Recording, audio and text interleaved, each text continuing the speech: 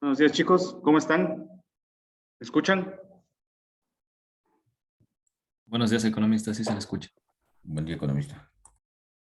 ¿Me escuchan? Sí, economista, sí se le escucha. Chicos, ¿cómo les va? Por favor, activamos las cámaras para poder dar inicio a la clase, ¿sí?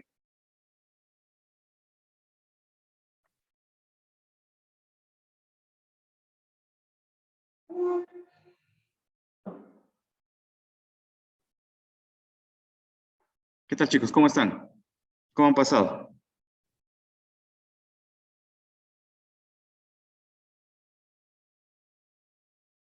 ¿Todo bien o todavía con sueño? Todo positivo, economista. Muy bien, muy bien, muy bien, muy bien. María Uchuari, ¿qué tal? ¿Todo bien? Sí, economista, buenos días. Allá. Los que están con las cámaras apagadas, ¿qué pasó? Bueno, espero que todavía no estén acostados en la cama.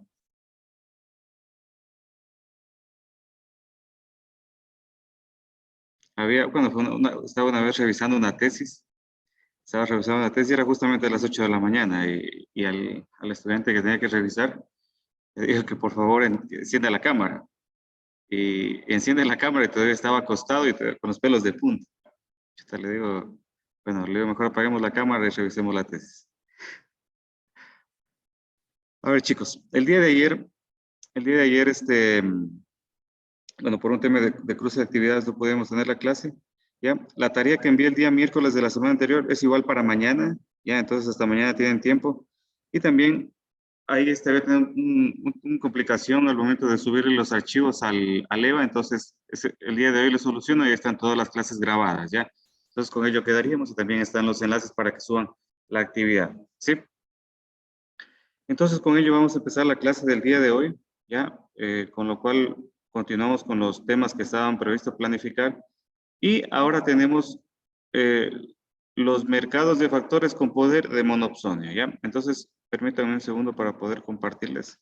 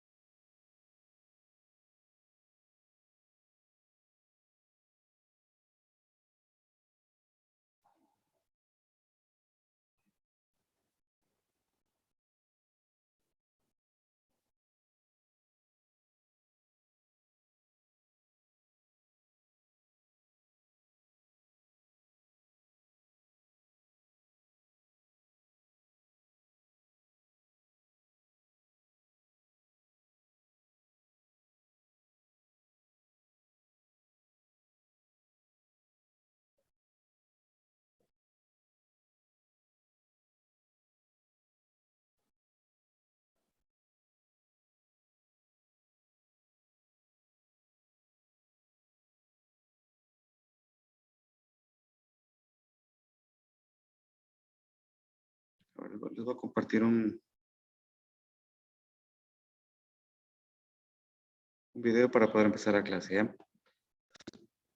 ¿Me confirman, por favor, si escuchan? Un monopsonio aparece. ¿Se escucha? Sí, profe. Ya. A ver, vamos a ver este video que es un poquito introductorio para tener en cuenta qué es el monopsonio y empezamos la explicación, ¿ya? Un monopsonio aparece cuando en un mercado existe un único comprador. Este, al ser único, tiene un control especial sobre el precio de los productos, pues los productores tienen que adaptarse de alguna forma a las exigencias del comprador en materia de precio y cantidad. Esto le permite al comprador obtener los productos a un menor precio al que tendría que comprarlos si estuviera en un mercado competitivo. Dentro de un monosomnio se observan las siguientes características. Número 1. Es un modelo de mercado en el cual existe un único comprador y un único demandante. Número 2. Cuenta con distintos tipos de vendedores para efectuar las ofertas de compra. Número 3.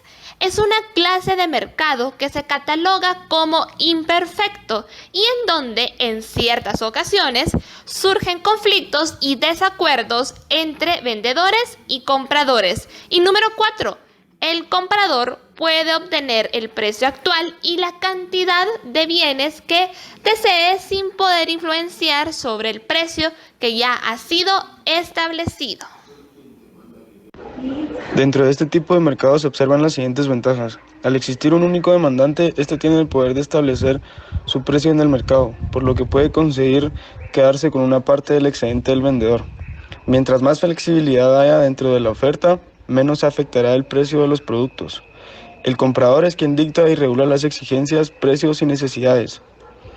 Este puede lograr ejercer mucho poder en el mercado y conseguir deprimir los costos de los productos para conseguir extraordinarias ganancias. Desventajas. El monopsio genera ineficiencia dentro del mercado porque la cantidad de demanda y el precio se encuentran por debajo del equilibrio en un mercado de competencia perfecta. La curva de demanda de un comprador tiene pendiente negativa, ya que a medida que se consumen más unidades, la valoración que se les otorga es menor. Los tipos de monopsios solo se presentan en mercados locales relativamente pequeños o en circunstancias en las que los gobiernos intervienen. Ha llegado el momento de los ejemplos. El ejemplo número 1 que tenemos es la Policía Nacional Civil de Guatemala. Es el único comprador de uniforme de rifles semiautomáticos israelitas.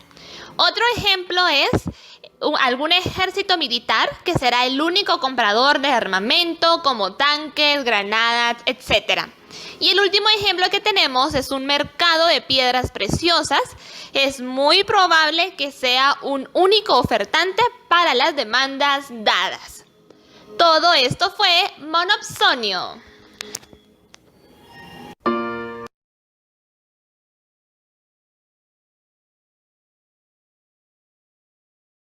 Ya, bueno chicos, a ver, de lo que les decía, entonces el monopsonio, como podemos ver, a ver, Yulisa, Villano, una característica del monopsonio.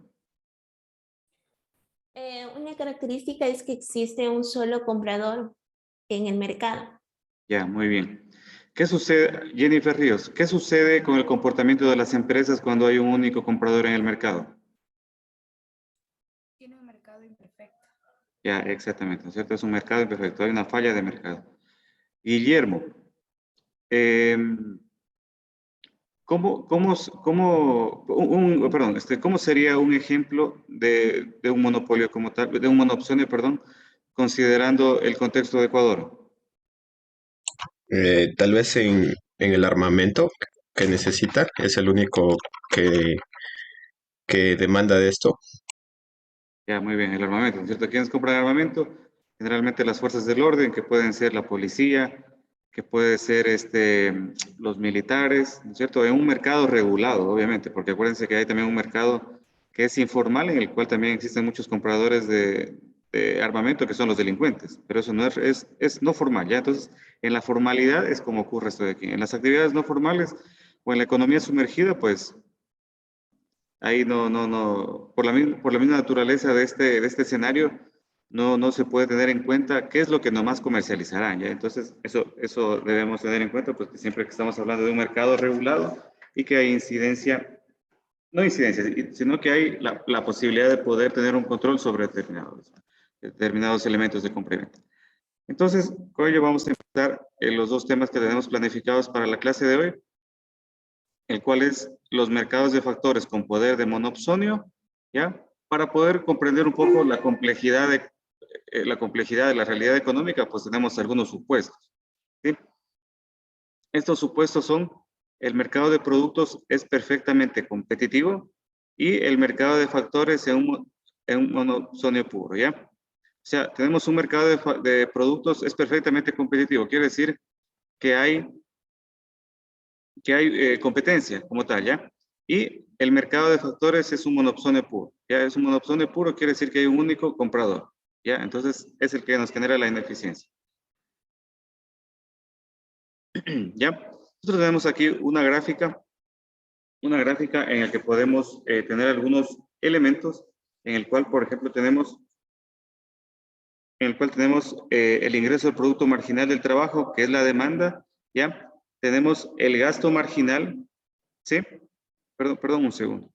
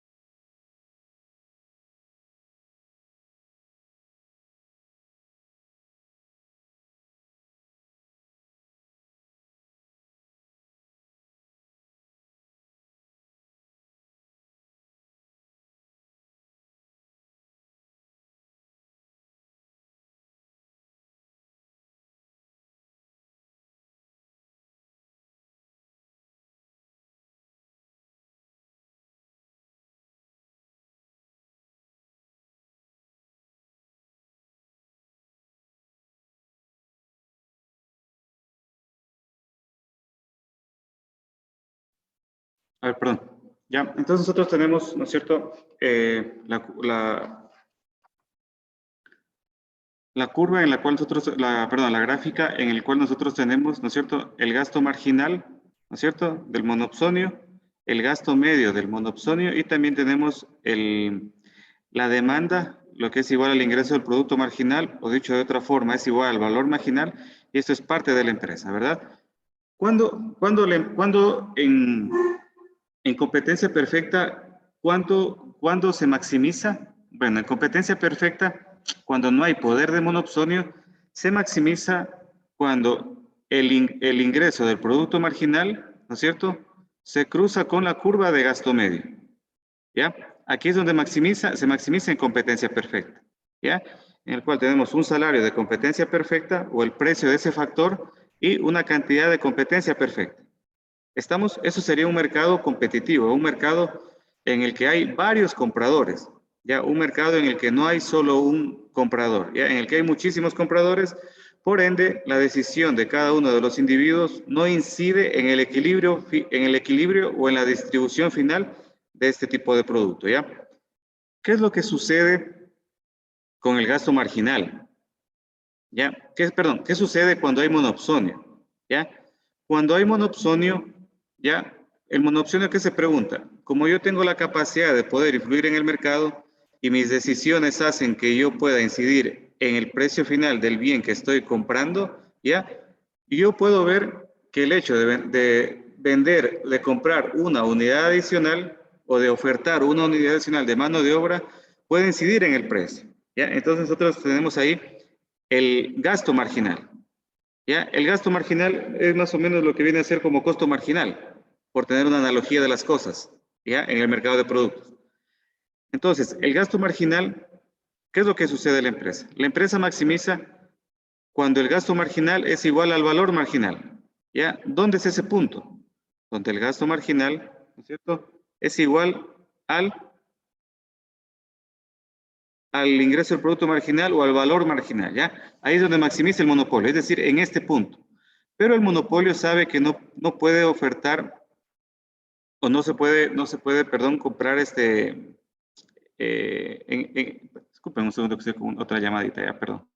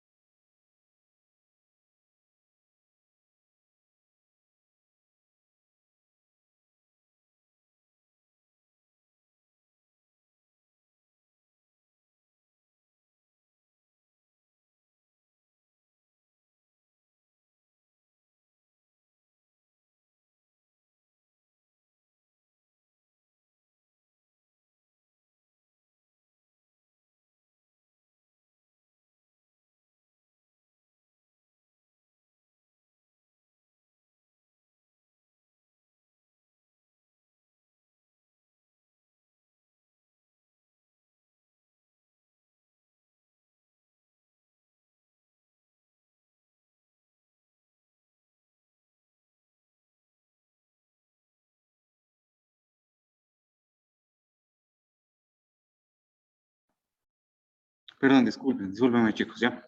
Entonces, ¿qué es lo que sucede? La condición de maximización del monopolio, ¿no es cierto?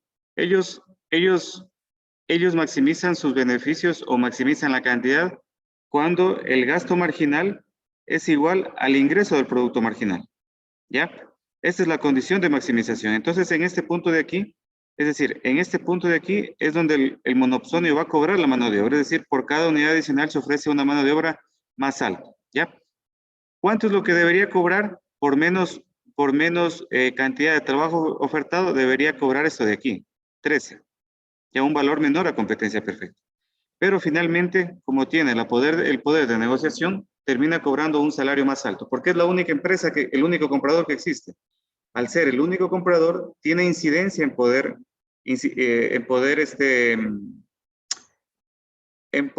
afectar o incidir en cuánto se va a cobrar como tal. ¿Ya? Es como que existe, por ejemplo, ¿qué les digo? Un ingeniero, ya que es el único que puede arreglar el internet en una ciudad. Ya, como él es el único que puede arreglar, ¿no es cierto? Él dice, para yo maximizar mis ganancias, yo necesito trabajar 10 horas. Ya, yo necesito trabajar 4 horas y cobrar más alto, porque soy el único que trabaja. Entonces, ese es el tener poder de negociación, ¿ya? Entonces, cobramos un salario más alto. Aquí debemos tener en cuenta que el gasto marginal es el gasto o la inversión que ha tenido un individuo, ¿no es cierto?, para ofertar una unidad adicional de trabajo. El gasto medio, pues es obviamente ese valor dividido por el número total de la cantidad de mano de obra prestada, y el producto del ingreso marginal del trabajo es lo que veníamos revisando anteriormente, ¿ya? La multiplicación del ingreso marginal por el producto marginal del trabajo. Y que esto obviamente es igual al valor marginal, ¿ya? El valor marginal es lo que las empresas disfrutan por poder tener una unidad más de factor, ¿ya? Ese es el valor marginal. ¿Ya? ¿Cuál es el valor marginal de tener un trabajador más, por ejemplo? O una hora más como tal. ¿Sí? Entonces, eso, no sé si tal vez hasta ahí alguna pregunta. ¿Preguntas, por favor? Tienen toda la apertura para preguntar. Economista, una pregunta. Dígame, por favor. Bueno, en cuanto se dice usted que tiene poder de monopsonio, el salario a pagar va a ser mayor conforme al... Pero si es el único comprador del factor productivo, ¿no se supone que cobraría un valor menor? Repítame nuevamente, por favor. Cuando una empresa tiene poder de monosomnio, o sea, es decir, que es el único comprador del factor productivo, no tiene la facultad de adquirir esa unidad de trabajo a menor precio. No, pero acordémonos que no es lo mismo que monopolio. Monopolio es cuando las empresas tienen el poder, el control de poder comprar, ¿ya? O de poder, sí, de poder comprar, o de poder producir. Cuando hablamos de monopsonio, nosotros debemos tener en cuenta que son quienes ofertan el factor mano de obra, los que tienen el poder de monopsonio. Entonces, cuando hablamos de que hay poder de monopsonio, son en este caso, pues vendrían a ser por ejemplo, las familias, los individuos, los trabajadores. Ellos son los que tienen poder de mercado. Por ellos van a pretender que cada unidad adicional sea más cara para poder cobrar. ¿Sí? Lo otro es monopolio. Cuando las empresas tienen poder de compra, pues obviamente ellas van a hacer que, por ejemplo, el precio sea más alto. ¿Ya? Porque ellas son las que están ofertando. Acá, en monopsonio, cuando el comprador tiene poder de mercado, va a hacer que esa unidad adicional sea más cara. ¿Sí estamos claros? ¿Ya? Hay que diferenciar esa parte de ahí. Ya, por ejemplo, ejemplos de poder de monopsonio. El gobierno, por ejemplo, el gobierno es el único que puede, a ver, alguien que se forma para soldado, ¿ya? Alguien que se forma para soldado, pues tiene que, ¿cómo les digo? Tiene que buscar a alguien quien le pueda comprar sus servicios. ¿Quién es ese único comprador? Es el gobierno, ¿ya? Porque obviamente no es de que una persona se gradúa y dice voy a ser soldado y voy a defender mi casa y voy a ser soldado, no. Él tiene que pertenecer a un cuartel, ¿ya? Entonces el comprador de ese servicio, ¿quién es? El Estado le paga, es el único que lo puede contratar, ¿ya? Eso hay que tenerlo en cuenta. De igual forma, para la NASA, por ejemplo, a ver, alguien dice, yo quiero ser astronauta, me quiero poner mi empresa de astronauta aquí en el Ecuador, ¿ya? Se quiere poner su empresa de astronauta. Puede que en algún día se desarrolle tanto el Ecuador que podamos competir con la NASA o con Rusia, perfecto. Pero de momento, hoy, si alguien quiere ser astronauta, no va a decir, soy astronauta y ofrezco mis servicios de astronauta y quiero ver quién me contrate. Tiene que ofertarle o tiene que decirle que, en este caso, el comprador de esos servicios, ¿no es cierto?, sea la NASA, ¿ya? No la Universidad Nacional, la NASA, la agencia espacial que tiene sede pues, en Estados Unidos, ¿ya? Y la NASA, ¿qué le va a decir? Mira, yo te pago esto por determinada cantidad de servicios. ¿Quién está comprando? La NASA. ¿Quién está ofertando? Los individuos como tal, ¿ya? Entonces eso debemos considerarlo ahí.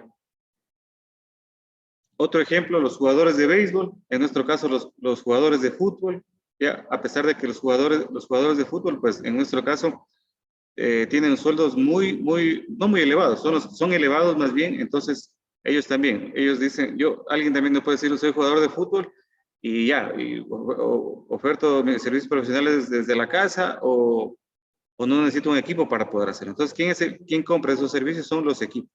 Obviamente que existe una particularidad porque generalmente pues el mercado de fichajes, el fútbol siempre es algo cotizado que siempre está pagando alto. Por ejemplo, alguien, en este caso, por ejemplo, alguien que quiera contratar a Messi en sus buenos tiempos, por ejemplo, ¿cierto? Va a tener que negociar porque van a haber varias entidades que lo quieran contratar como tal. ¿Ya? Entonces tenemos, no sé si tal vez existe ahí está alguna pregunta. ¿Alguna otra pregunta? Tal vez si existe hasta ahí.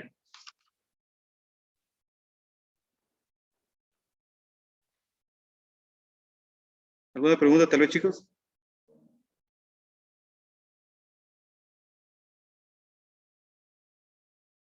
¿Sí o no?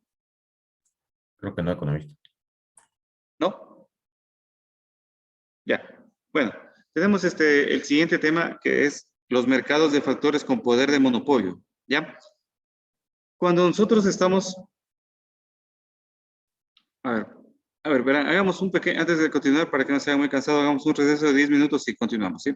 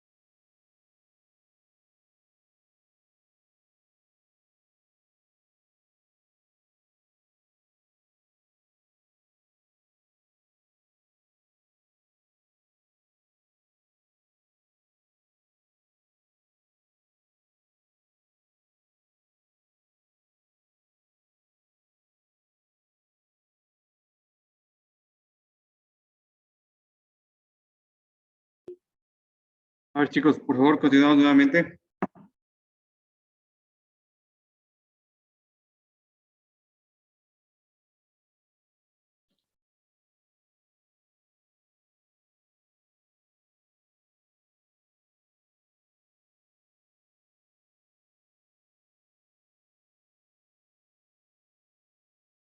A ver, ¿estamos ahí tal vez? ¿Me escuchan? ¿Ya? Una pequeña aclaración, chicos, ¿ya? Una pequeña aclaración. Con respecto al tema que estábamos viendo antes del receso. Yo les había dicho que quien tiene el poder de mercado, en este caso en el monopsonio, ya, ahí fue un error. El que tiene poder de monopsonio es la empresa, y es el comprador.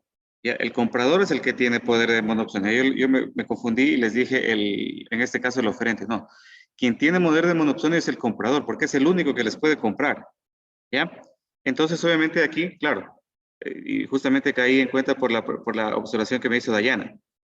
Cuando nosotros tenemos poder de monopsonio, ¿no es cierto? En competencia perfecta se cobra esta cantidad de aquí. ¿Ya? El punto donde el ingreso del producto marginal es igual al gasto medio. ¿Ya? Pero al haber monopsonio, ¿sí? ¿Sí me están escuchando? Sí, economista. Se me quedó inmovilizada la pantalla. ¿Sí me están escuchando? Sí, economista. A ver, denme un segundito, por favor.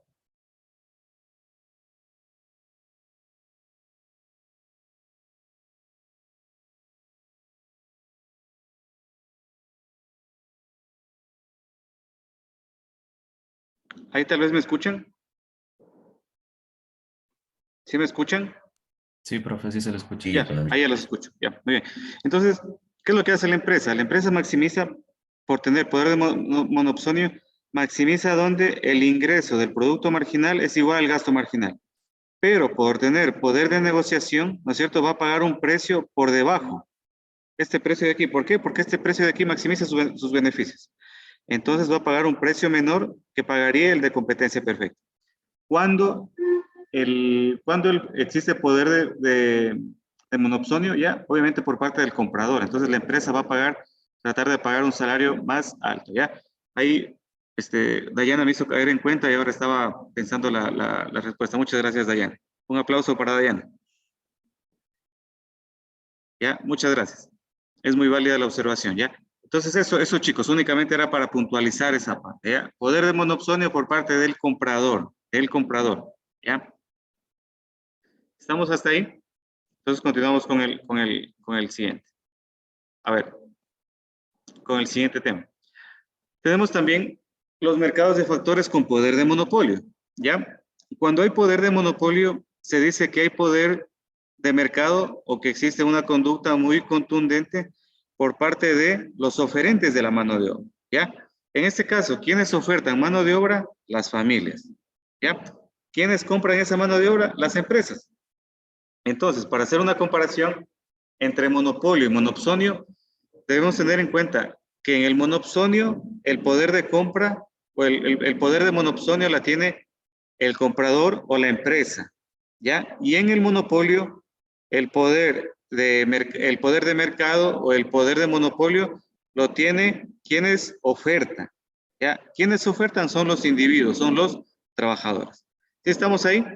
Entonces, así como existe también poder de monopolio por parte de como existe poder de mercado por parte de las empresas, llámese monopsonio, también lo existe por parte de los oferentes, que es el monopolio, ¿ya?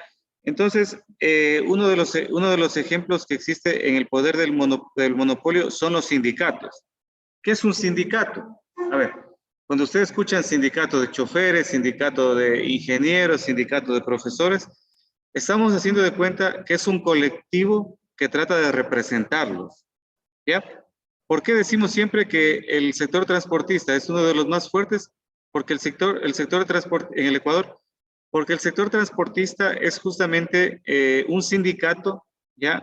Y que ellos tienen poder al momento, hasta una incidencia económica tienen. Por ejemplo, al momento de elaborar política pública, cuando existe consultas para elevar precios, para instalar peajes y todo, el sindicato de transportistas es uno de los principales considerados para poder tomar estas medidas de política. ¿Por qué? Porque es un grupo que tiene mucha incidencia. Por ejemplo, una incidencia clarita que pueden hacer y no está bien, pero la hacen, es la paralización del, por ejemplo, cuando hay paros. Cuando vemos que hay, por ejemplo, decimos que hay paro de los transportistas, entonces sabemos que la cuestión es fuerte. ¿Por qué? Porque es un sindicato que está representado y debido a la gran cantidad de usuarios hace que sus comportamientos o conductas tengan mayor efecto en las acciones que ellos desean tomar, ¿ya? A ver, se me fue muy arriba la lámina. Ya. Entonces, nosotros tenemos, ¿no es cierto?, los oferentes de mano de obra y los demandantes de mano de obra, ¿ya? El punto A es un punto de equilibrio en el cual existe competencia, ¿ya? Es un mercado competitivo en el que no existen sindicatos, ¿ya? Entonces, nosotros decimos, por ejemplo, que los vendedores de mano de obra, representados por la curva SL, ¿ya? Por la curva SL, ellos ofertan sus servicios a empresas que demandan mano de obra, ¿verdad? Esta mano de obra, esta función de demanda, perdón, es igual al ingreso del producto marginal del trabajo o es igual al valor marginal, ¿ya? Eso debemos tenerlo clarito, tal como hemos revisado en el libro. Cuando un sindicato es monopolista, ¿no es cierto? ¿Qué es lo que sucede? Sucede que ellos van a tener este aspecto en un monopolio que lo caracteriza como lo es el ingreso marginal. ¿Qué es el ingreso marginal? El ingreso que se tiene por una unidad adicional producida, ¿verdad? Entonces, ¿qué ocurre cuando tenemos sindicatos? Los sindicatos obviamente siempre van a tratar de que su cuerpo sindicado, ¿ya?, tengan los mayores beneficios y tengan los salarios altos, ¿ya? Por ejemplo, supongamos que en un banco existe un sindicato de trabajadores del banco, ¿ya? ¿Qué es lo que ocurre en ese escenario?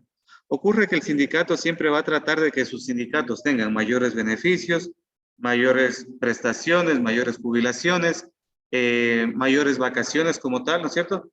Obviamente que en términos monetarios, el tema de tener más jubilación significa que la empresa tenga que a la final darles una cantidad de dinero, ¿ya? Y que se pueden traducir en salarios, ¿ya? Entonces un sindicato siempre va a pelear por el derecho de los trabajadores, ¿ya? Entonces, por ejemplo, ¿qué es lo que sucede con las empresas? Muchas de las veces las empresas están en contra de los sindicatos, porque no es lo mismo que un sindicato, que un individuo pida un alza de sueldo a que lo pida todo el sindicato. ¿Por qué? Porque el sindicato tiene a su favor toda la mano de obra. Entonces, si no me hacen caso, yo a toda la mano de obra que son mis sindicados, yo voy a hacer que no les oferten mano de obra en su empresa, ¿ya? Entonces los pone en una situación que están entre la espada y la pared, ¿ya? Eso es un sindicato. Entonces, un sindicato, ¿qué es lo que hace? Eleva la renta económica, o en teoría trataría de elevar la renta económica de los individuos, ¿ya? Entonces, a ver, aquí, en este de aquí, ¿ya? Entonces, los sindicatos tienen dos formas para maximizar sus beneficios, ¿ya? ¿Cuáles son esas dos formas para maximizar sus beneficios? Una, que por ejemplo, el sindicato puede, a ver, antes de empezar, ¿ya? Si estamos en un mercado de competencia perfecta, que no existe sindicatos, yo estaría en el punto A, en el cual el valor marginal, ¿no es cierto?, se cruza con la curva de oferta o de gasto medio, ¿ya?, en competencia perfecta. En competencia perfecta, el gasto marginal y el gasto medio es igual al salario, ¿ya? Por ende, al hablar de oferta en competencia perfecta, estoy hablando de gasto marginal o gasto medio. Y este siempre va, para estar en equilibrio, siempre tiene que cruzarse con la curva de demanda. Y la curva de demanda es conocida como valor marginal o también curva del ingreso del producto marginal del trabajo, ¿ya? Eso es lo que hemos venido examinando. Entonces, si yo estoy en esta situación de competencia perfecta, tengo una cantidad de trabajadores y una cantidad de salario por el cual se paga esa mano de obra, ¿verdad? ¿Hasta ahí estamos claros, Ricky? Si existe preguntas, por favor, con toda la confianza, ¿ya? Ese es el punto de inicio. Ahora, ¿qué pasa con los sindicatos? Ya, en la práctica, perdón, analíticamente, ¿qué pasa con los sindicatos? Los sindicatos pueden hacer dos cosas. Como les decía, pueden maximizar salarios o pueden maximizar la renta económica.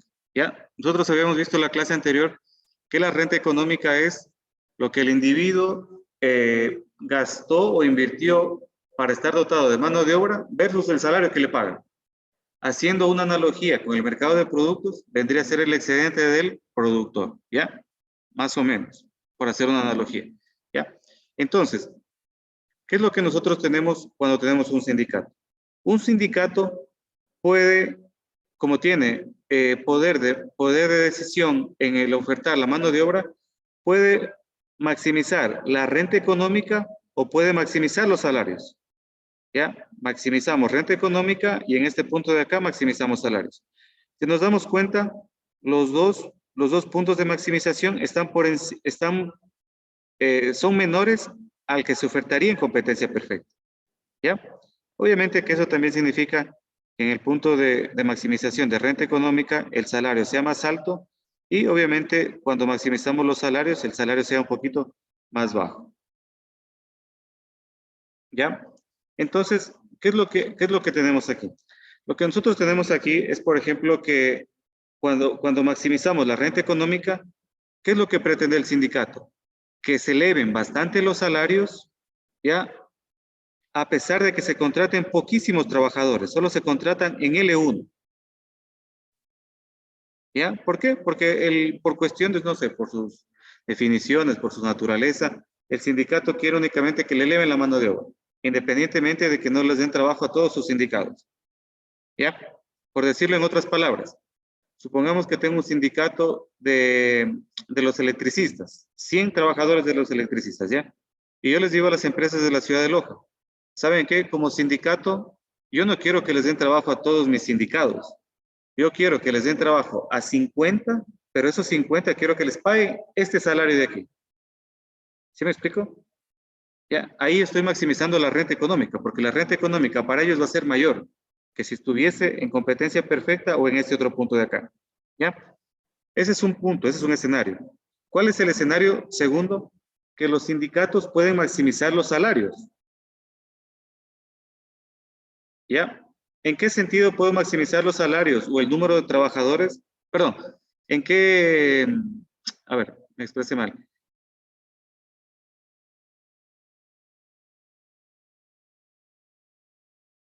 Si yo deseo maximizar, perdón, los salarios, ¿no es cierto? Es decir, que yo no me interesa tanto que el salario esté tan elevado. A mí lo que me interesa es que les den trabajo a más sindicados. Dicho de otra forma, no quiero tanto que les den a 50 trabajadores sindicados trabajo únicamente, sino quiero que les den a 80. Pero como sindicato de negocio digo, quiero que les den 80, puede ser con un salario menor, pero debe ser superior al de competencia perfecta, ¿ya? Entonces, al ubicarme en este punto 2, ¿qué es lo que estoy haciendo yo? Estoy dejando un poco de renta económica con un salario más bajo de W2, pero con mayores trabajadores sindicados. ¿Ya? ¿Qué ocurre en este punto de aquí? En este punto de aquí, el ingreso marginal es igual a 0.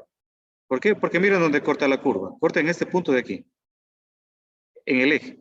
En el primer punto, cuando maximizo la renta económica, estoy en un punto en el cual el gasto marginal cruza con la curva del ingreso marginal. ¿Ya? Aquí maximizo la renta económica. Para poder maximizar más trabajadores con menos salarios, ¿dónde maximizo? Donde el ingreso marginal es igual a 0. ¿Ya? ¿Por qué es igual a 0? Porque la curva azul está cortando al eje del número de trabajadores. Entonces de aquí proyecto el valor hasta arriba y en este punto de aquí digo que el número de trabajadores es el óptimo que deberían contratarme como sindicato. ¿Y qué sigo teniendo? Sigo teniendo poder de negociación y más. ¿Estamos claros hasta ahí tal vez, chicos? ¿Sí se entiende?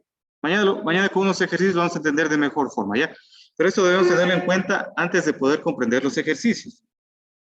Para hacer los ejercicios es sencillo, si fuera solo hacer ejercicios, no dáramos la clase, pongo los ejercicios, pongo datos, y ya, no, pero la idea es de que ustedes comprendan qué es lo que está detrás, ¿ya? Para que ustedes sepan argumentar. Cuando les preguntan algo, no quedarnos en blanco, sino dar razones.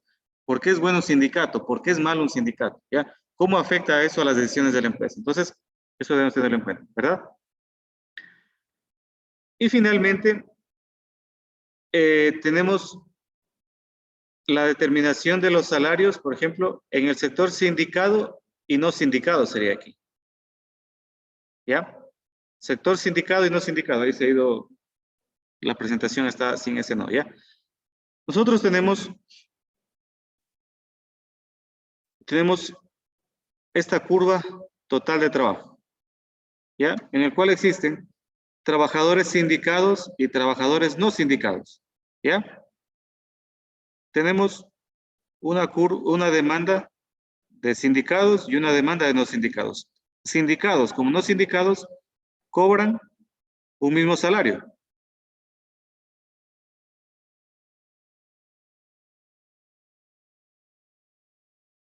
¿Ya? Entonces, ¿qué es lo que ocurre cuando, por ejemplo, el sindicato dice, yo voy a subir la mano de obra de mis trabajadores sindicados, ¿ya? Y obviamente a los que no les subo la mano de obra pasarían a formar parte del sector del no sindicato, ¿ya? Entonces, ¿qué pasa cuando yo subo la mano de obra de los sindicados? Cuando subo la mano de obra del sector sindicado, ¿qué ocurre? ¿Qué ocurre con la cantidad de trabajo? La cantidad de trabajo se pasa de este punto de aquí al punto de acá, ¿ya? Se reduce. Esta reducción de trabajadores sindicados son los que forman a ser parte de los trabajadores no sindicados, ¿ya? Es decir, Yulisa antes, Yulisa, por ejemplo, era sindicada, pero el sindicato dice, quiero que les eleven el salario a los sindicados, y dentro de ello Yulisa es no sindicada.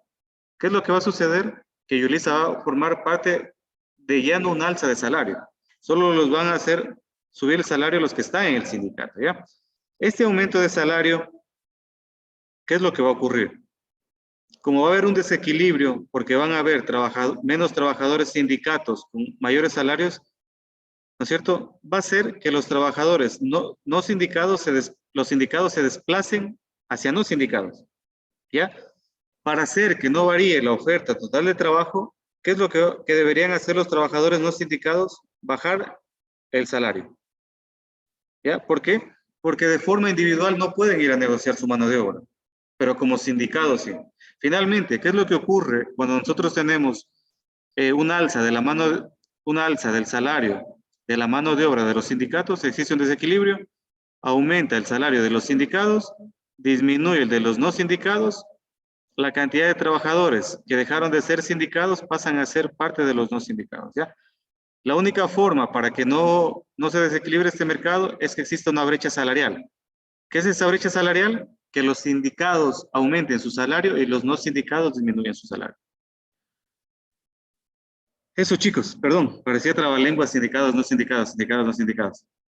Ya, pero bueno, la idea está ahí. No sé si tal vez existe alguna pregunta, Carlos. No hay ninguna pregunta. Ya, ¿qué es un sindicato? Un sindicato es la formación de un grupo de trabajadores en cuanto a una empresa o institución pública. Ya, muy bien, muy bien. Ya, eso es lo importante, ¿ya? Debemos saber que estar sindicados en términos de la maximización de la empresa, pues incide, ¿ya? Como les repito, el día de mañana vemos con unos ejercicios, vemos la tarea que envié la semana anterior, y hoy día les cargo los enlaces para que puedan hacerlo. Si no tienen ninguna inquietud, quedaríamos hasta ahí. ¿Tal vez alguna pregunta?